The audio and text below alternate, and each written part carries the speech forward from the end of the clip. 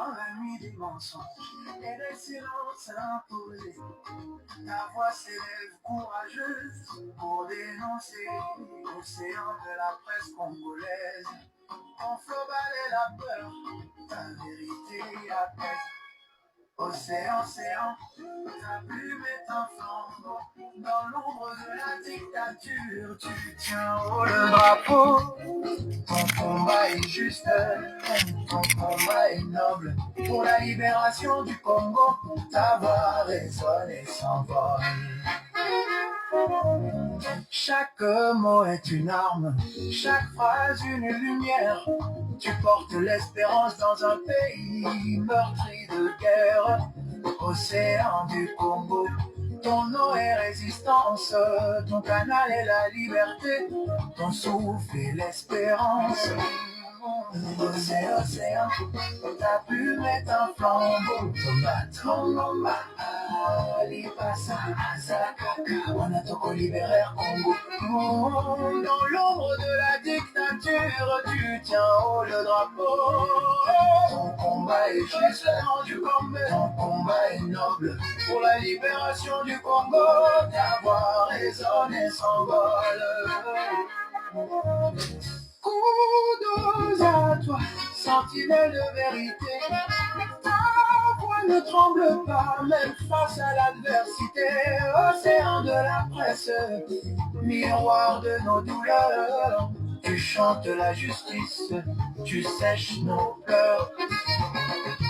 Dernier océan, ton nom restera gravé dans l'histoire d'un peuple qui refuse de plier. Ton combat est juste, ton combat est noble. Océan du Congo, ton combat. nazali na esengo ya koyeba ete bozali ebele liboso ya baposte téléviseur na bino mpona kolanda émission ezwi na yango bandeko balandi ya émission ezwi napesi bino mbote bisika nyonso ezwani bino mpe tika ete kimia ya nzambe tata eyingela oma botama bino pasi mpe mawa na république démocratique du congo pamba te mai oma akoleka mazali mpena malamu te atako basalaka kasi ya gouvernement oyo tozali koyeba te eloko nini oyo mwana mboka Félix Antoine Tshilombo na bato na ye bazali mpe ya koluka na Congo.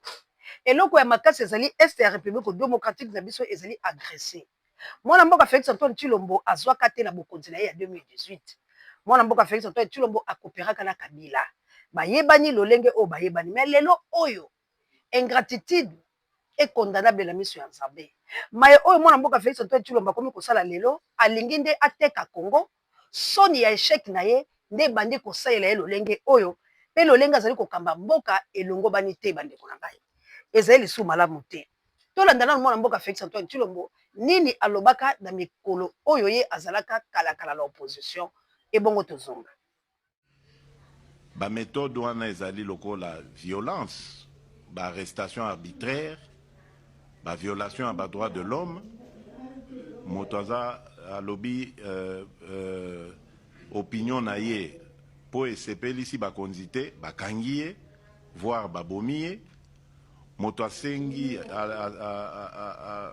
informe que akosala marche pe pacifique amemi mandoki na maboko te babeti masasi akufi baka eza ebele na mboka na biso nde biloko nalobaki système wana oyo ekota uta AFDL ti kino lelo enfin kino na décembre 2018 système wana nakodeboulone yango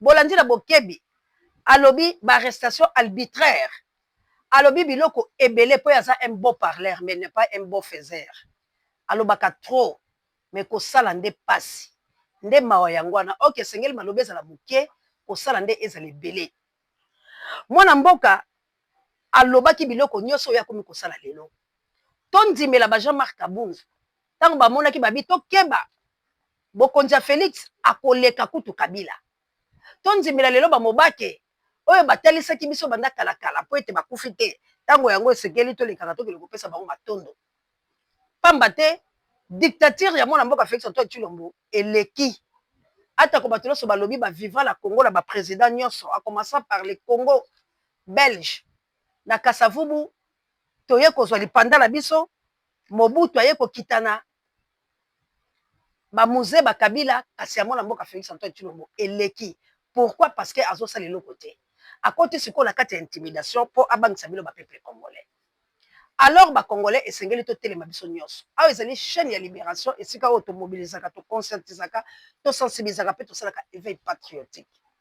Pas si pourquoi mwana mobali auto utaye kolakisa na bino ete ba levaki na général moko songolo ya FARDC abombi pendant 7 mois libota na yezo lukaye bazwi ete lelo mwana mobali wana akufi aye ko bwaka ye na hôpital tanga moni assez fatigué soki botali photo ya mwana mobali wana botali ndenga za lelo na ndenga akufeli bolobi Congo eza malamu te. Alors est-ce que faut vivre na makambo ya boye? Est-ce que faut bango moko ba misala ka loi yango no moni congolais faut telema oboya makambo oyo il faut mwana mboka Félix Antoine Tshilombo la démissionnaire parce que azoko kate ye na gouvernement na ye makambo bazali kosala peuple congolais isimbi lisusu te. Il faut congolais nyonso aboya yango na lombango. Bato ya UDPS tozo na video na bango. Minaria mina waze kadumba mwage Augustin Katumba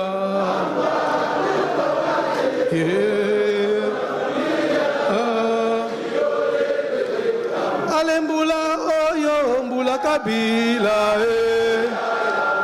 mbula oyo mbula Kabila oh Kabila mwana ya Nzambe Kabila kabange mutoto wa Mungu we papa kende vraiment oh papa kende ye vraiment Osimbi Kabila osimbi banoyo Saki osimbi Kabila osimbi na minaku Saki osimbi Kabila osimbi na Shadari Yemba yo yo yo yeah yo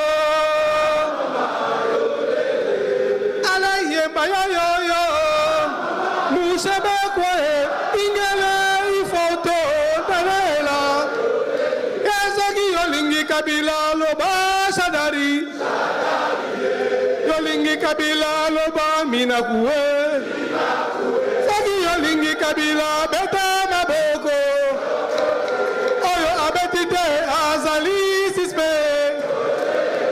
ale kokonyengi evimba kidogo Alexita Bwemamba baba wetu ale yemba yo yo yo yeah yo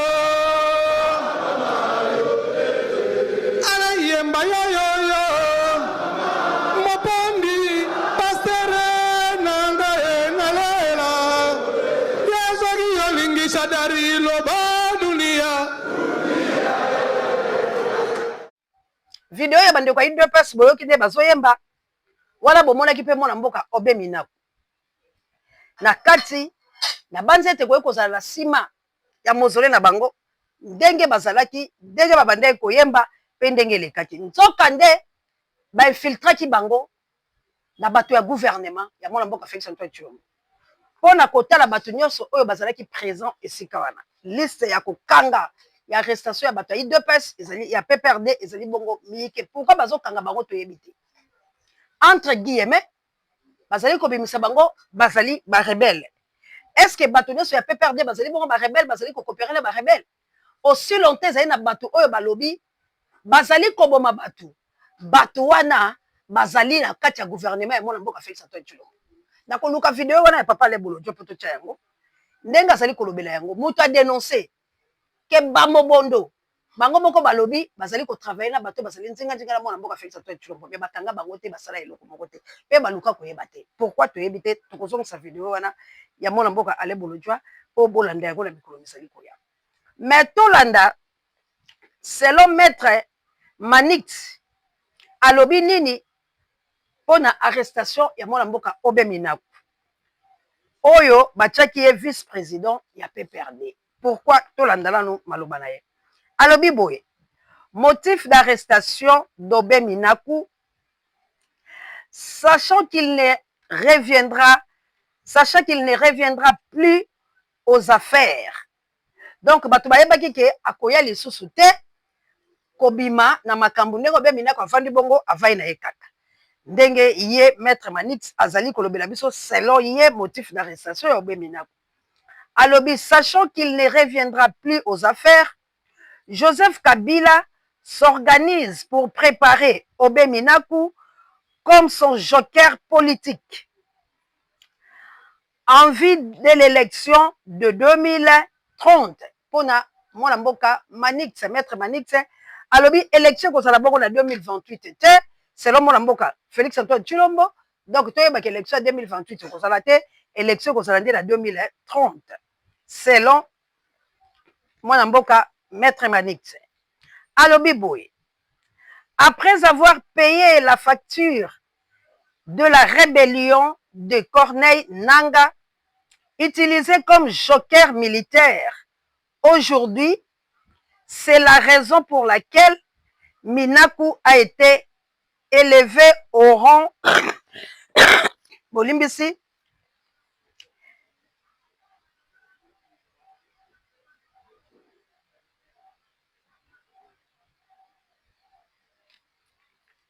Awa maître Manix alobi la biso.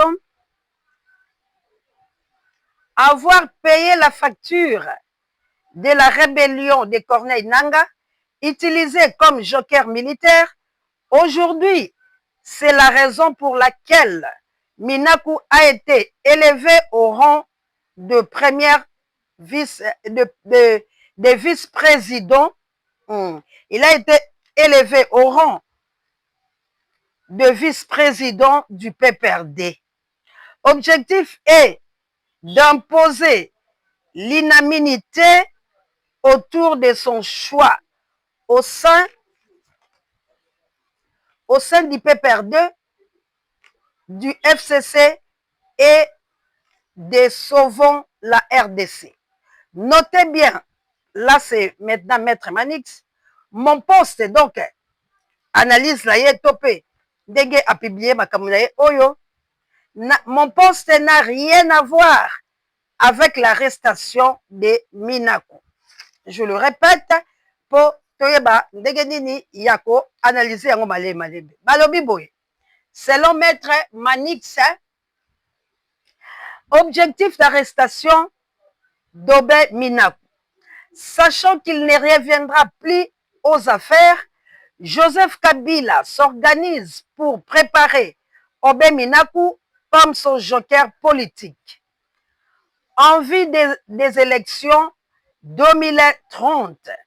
Après avoir payé la facture de la rébellion de Corneille Nangaa, utilisée comme joker militaire, aujourd'hui, c'est la raison pour laquelle Minaku a été élevé au rang de vice-président du PPRD. L'objectif est d'imposer l'unanimité autour de son choix au sein du PPRD, du FCC et de Sauvons la RDC. Nota bene, mon poste n'a rien à voir avec l'arrestation de Minaku. Wanezali, analyse topé. Maloba, ya maître Manix. Azali kolobani na lobi mwana mboka Obé Minaku. Bayebaki ete akozonga lisusu la kati ya makambo te la kati ya video na bomoni ke Obé Minaku azalaki. Mwana mboka Obé Minaku bayebaki akozonga lisusu la kati ya makambo te, cela veut dire na politique bakovanda la bango bongo. Donc lokola bazaki ba politicien ya PPRD, ya Joseph Kabila lokola mokonzi na bango azala ba problème bango na so bakoyi ko evrete. Esalama wapi? Esalama wapi? De bakoyi ko sele so ba politicien te bo inscrire bango. Cela veut dire biso pe tango tokopesa tokolongola mwana mboka Félix Antoine Tshilombo. IDPS eko existaka les sociétés. C'est qu'on va arrêter les gens de l'IDPS parce que obozolo nande bokobuka. Maintenant, on va arrêter tout le monde des unions sacrées, de tout consort. Ceux qui, tant que tu as l'élection, balongoli Félix Antoine Tshilombo, pour à Kolongwa, à gouverner Malamouté, Makamne Nyos Fezali Mabe, à faire souffrir la population congolaise, à fongoli pour la balkanisation. Alors, tant qu'il y a Kolongwa Mokonzi à Koya, c'est que l'existence a IDPS aux alatés, pour Boyibi et Belé, pour détourner et Belé. Union sacrée, existence à Batunio sera la tête, on va arrêter tout le monde. Attends, oh, ça là qui malade, attends, ça qui a un problème. Donc, on va arrêter tout le monde Batuya Kabila. Bago Kangama Bango. Police, là, bango déjà, c'est Kotaki. Ndetina, ya obe mina kubakangie. Lokola bamoni retour sur scène. Ndenga zalaki la kati ya matanga. Baye kolobake, Kabila zali ko préparer ye pour l'élection il y a 2030. De 2028, boyoki déjà élection ekozalate selon Félix Antoine Tshilombo parti la ye. Alors sikoyo, cause ezanine, pour afuta qui facture, il y a rébellion. Qui a payé Kabila ou Obe Minaku, voilà ton retour à maître Manix. A foutu facture et puis a sali joker. Le coup là, il y a joker, c'est que c'est Kabila qui a payé a sali nanga joker militaire. C'est quoi balobi raison pour laquelle Ndeba Tombola qui Obe Minaku, le coup là, vice-président, il a PPRD. Objectif Ezali a imposé l'inamité autour il y a parti de Bangoana. FCC, PPRD et Sauvons le Congo. Si quoi yo mettre le biso a posté biloko oyo ezali na yango na komona na teto kokokanisa te na arrestation ya mona mboka Obe Minaku. Bande kolanga selon maître Manix yango totangeli bino mongolo to ya papier na ye oyo ye alobaki tout autour ya arrestation ya mona mboka Obe Minaku. Qu'est-ce qui se passe dans notre patrimoine?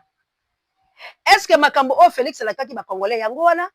Tout o Félix a boya qui l'époque à Kabila, Félix a sali yango fois 3. Félix a sali yango mabe ya koleka. Yango ezali ko pousser la peuple babanda ko réclamer Kabila, ba réclamer bananga. Pourquoi muta pousser bango au bout ya souffle ezali bongo mona mboka Félix Antoine Tshilombo. Tolanda papa le bolojwa et bongo to silisa na biso. Alain Bolodja président de la République.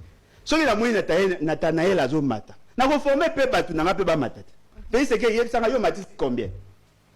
Yo toza na présidence de la République. Combien de jeunes yo pesi possibilité va les na TV, au pesi ba moyen pe ba koka na quoi Nathanaël. Et puis mbongo bo beta Nathanaël, mbongo net ya nini? Ya chemise à peine na pantalon mukuse? C'est pas ça. Toi mité maman atika na loba. Tamsu pe miso asuka yango. Bande ko balandi, bolandi papa le bolojwa le kameteli Nathanaël. Qu'est-ce que Nathanaël a sali pour baki le kotinda ye nandolo? A sali nini? Tout le monde John Kabamba Abimi, félicitations, que Dieu vous bénisse. Bobi misape ba onyo sobokangi. Ma parole kamizelo asala nini? Asali nini bande kolanga. Choix politique, to couleur politique à monte, to tendance politique à monte. Yango cause à l'arrestation te. Muta ko défendre mutu o ya lingi, selon mobeko le konje zali.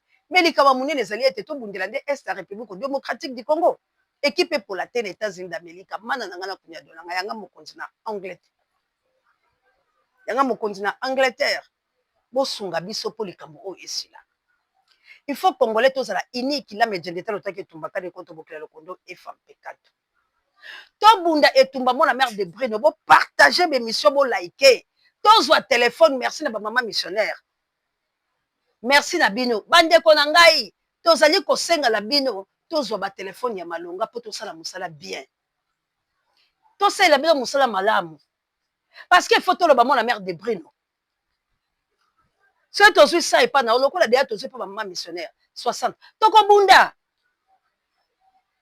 Toko bunda. Nestor a connu que le téléphone le number 1 océan de la presse congolaise JKM. Hein? Moninga Gauthier Boulay. À quoi on appelle signé dans son téléphone? Maman Célestine Mikolo Matanga condoléances là, mais tous a besoin de téléphone, tous sensibilisés, tous les 5 personnes tous sur téléphone, tous 10 personnes tous sur ma téléphone. Bozo benga biso, bozo la souci la biso, bozo la besoin de toloba, mais tokoloba ndenge ni soki musala les autres la mabianté. On va aller chez les autres. OK, pas la biso boko chez la libération, il faut toloba. Il faut tout ça là. Amour ango ezali wapi. Oui, tous souffrir biso nyonso. Parce que bazo lingate bo aider biso. Mais avec $200. Il faut tout ganga yango pendant 1 mois. Boza tellement ebele, bokula kaikala. Boza ebele la chabienne, maman sociale.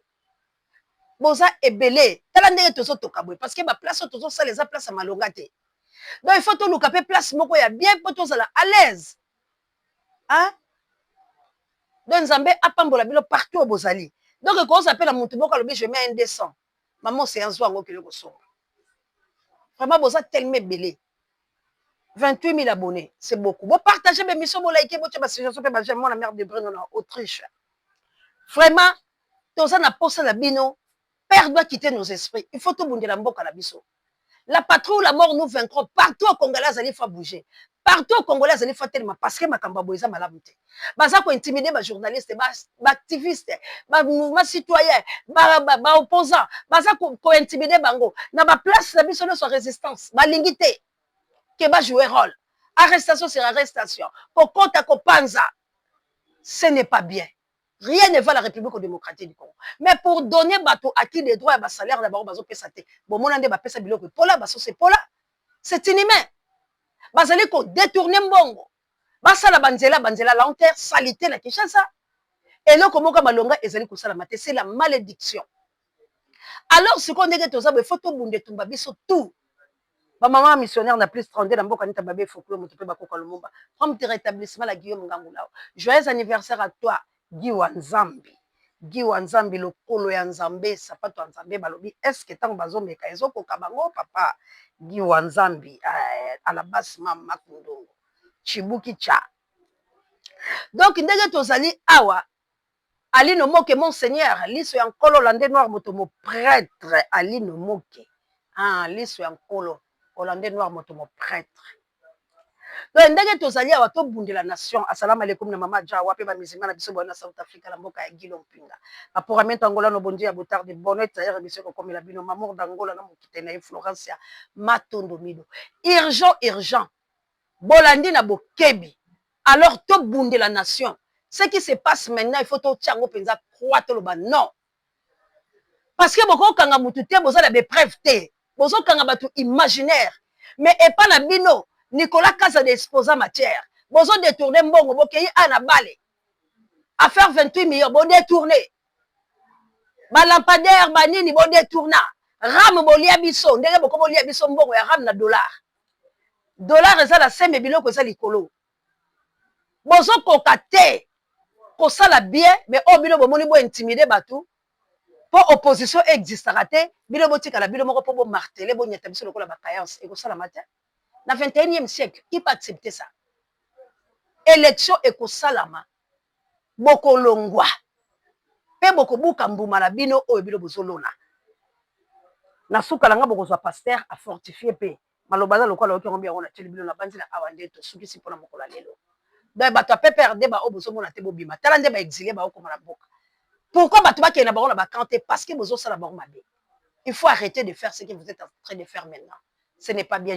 Oui, les Gabonais, que Dieu vous bénisse. Alors, nous allons apambola tout le monde. Apambola tout le monde. Vous s'abonner massivement au Océan du Congo. Vous partagez mes missions, vous likez, à un de vos kaka. Ezui, ni kambola motote. Nous allons apambola bilo biskanyo som. Bozali na awande to soukesi. Merci na Joseph Kabulo na Moussala Kitongo la biso. Merci na Papa Dieu, directeur recherche stratégique et personnel Sango Mokonzi. Pareil, biso babso la patrouille, la mort nous vaincrons. Papa Alfred na maman Clarisse, na mboka ya mama ya Moto Mojali et na mboka il passe na ino ya se ante live. Merci na bilo nyonso bobenga biso. Bozo la katoko benga mais tout ça la besoin de téléphone, ça coûte seulement 200 tous wata 40 pour te bana ko la msala le reste to ko yango après. Vraiment, Bosunga Biso, et merci encore une fois à maman missionnaire, moi la mère de Bruno en Autriche, Juka aime le number 1 océan de la presse congolaise, Moninga Boutiboulaï, Namboka et maman Célestine et papa Michael, vous êtes tellement nombreux, Valérie Petelo, maman Bonheur, maman Genèse Manga, vraiment tous autres tokana, awande, tous ceux qui c'est la patrouille, la mort nous vaincront et la peur doit quitter nos esprits. Ingeta, affaire Mouzito, Tokoloba Yango après, Bolanda, vidéo, parce que Mouzito aussi a un sérieux problème. Bye. N'ayez pas peur, mes amis, quand vous poursuivez quelque chose et vous sentez qu'il y a des complications. Là où il y a le miel, il y a toujours les abeilles. Là où il y a les roses, il y a toujours les épines. Là où il y a la bénédiction, il y a toujours des anges, des démons qui sont autour pour t'empêcher d'entrer dans ta bénédiction. Frère, croyez-moi, Jésus l'a confirmé. Il n'y a aucune bénédiction qui s'obtient facilement. Il dit depuis l'époque de Jean-Baptiste jusqu'à présent, le royaume des cieux est forcé. Et ce sont les violents qui s'en emparent. Ce n'est pas facile d'être béni, croyez-moi. Ne pensez pas que vous serez béni aussi facilement. Il y a quelqu'un, il y a le diable avec toute son organisation qui vous empêcherait d'être béni. Ils vous combattront pour être béni. Ils empêcheront que vous soyez béni. Ne vous laissez pas intimider. Fortifiez-vous. Le combat doit vous exciter à aller de l'avant, à poursuivre vos...